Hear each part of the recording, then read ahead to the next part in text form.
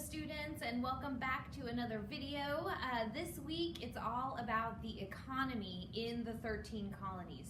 So our focus this week is going to be how did the colonies make money for their mother country in England. And I gotta be honest with you guys, it's gonna get real dark this week because the biggest factor in making money for our mother country, England, is gonna be the slaves.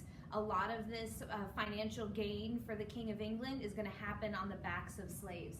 So we're gonna be learning about the transatlantic slave trade, how slaves were captured here in Africa and then put on ships. They take that 3-month long journey across the Atlantic Ocean to come here and be forced to labor in the colonies here in North America.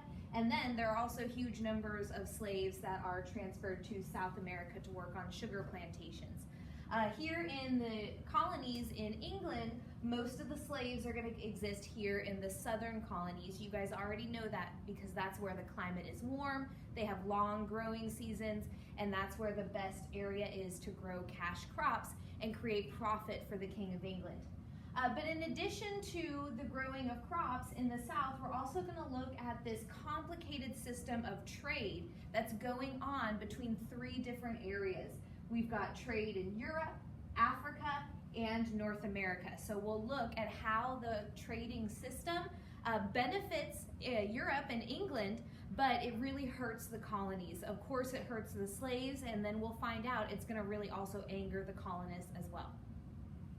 All right, students, here is a closer look at the system of economics or trade between our 3 different areas. So we have Africa, we have the American colonies, and then we have Europe, specifically England within Europe. All right, so you kind of have 2 different systems of trade going on here. First, let's look at those purple arrows. Those purple arrows represent the triangular trade system, conveniently shaped in a triangle. All right, this triangular trade system is a transatlantic slave trade. You can see that there is trade going across this Atlantic Ocean, and it really is how we bring slaves into the colonies.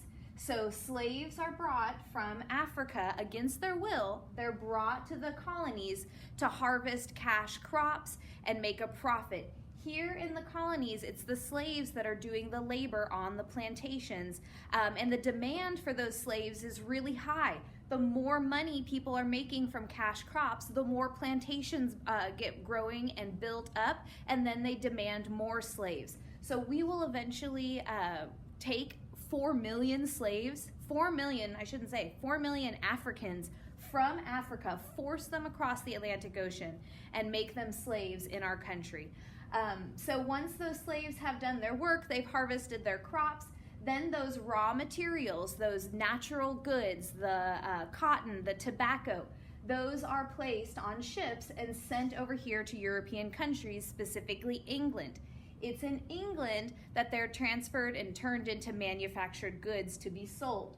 Now, how do we get the slaves? What are the slaves? What's the price of a slave? How are the slaves purchased from Africa? Look what they're traded for. They're traded for guns and weapons. So in order to buy slaves to send them into the colonies, European countries will trade Africans weapons and guns in order to purchase the slaves. So that's your system of triangular trade. We have slaves from Africa doing the work in the colonies, harvesting raw materials and crops. Those raw materials and crops are sent to Europe in order to be processed into manufactured goods, some of which become guns, which are traded back for more slaves. That demand for slaves leads to a profit from those cash crops. All right, but then there's kind of a second system of trade that's going on. This system is called mercantilism. This system is going to really hurt the American colonists. Of course, the slaves are hurt, but this is also going to hurt those colonists who are working and trying to lead their best lives, because they're being taken advantage of by the King of England. They're being treated poorly because the colonists are not allowed to trade with any other countries. And so those raw materials that are are created, harvested here in the colonies, things like cotton, things like lumber, the only place we can sell them is to England. England will not allow us to trade or sell those items to any other countries. Then England takes those raw materials and turns them into manufactured goods, sells them back to us at a higher price. Think about that. We are the ones who harvested the crops. We are not allowed to turn our lumber into furniture or our cotton into clothing. We can't do that ourselves. We have to sell it all the way across the Atlantic Ocean. Then we're forced to buy it back at inflated prices. This system is going to hurt the colonies, but it's going to benefit England. And England is the one that's going to make the profit from this triangular trade system, as well as from the system of trade called mercantilism.